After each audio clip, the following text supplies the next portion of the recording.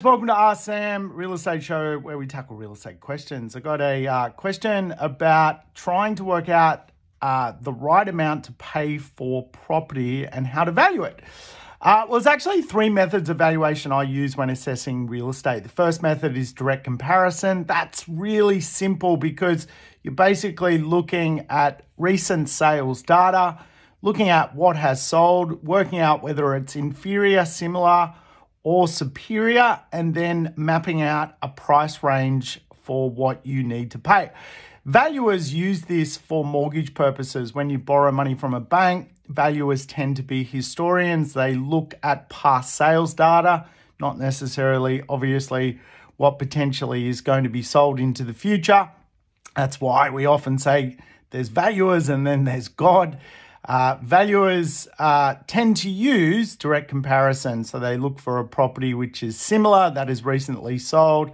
They look for 3 or 4 of them to make sure there is comparables in the range of what you tend to borrow money at. It's a really nice safeguard, to be honest with you, to buy real estate. The fact that valuers also look at it generally on behalf of the bank, but do assess the risk that the asset may be overpriced significantly.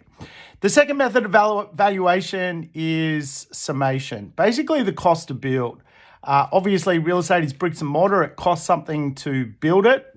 And this is where quite often you often see this methodology of valuation on a knockdown rebuild, on a brand new property. The square meter rate actually is a really good way to work out if you're in the right price guide for what you're buying. And it is a really good methodology to see if you are paying too much for a property or about the right amount of money.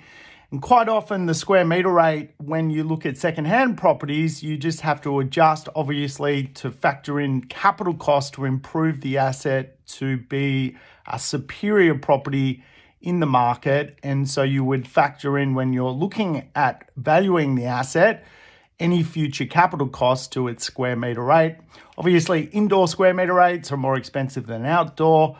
And the third method of valuation is the cap rate, which is fundamentally basically valuing a property on its rental return or rental return performance.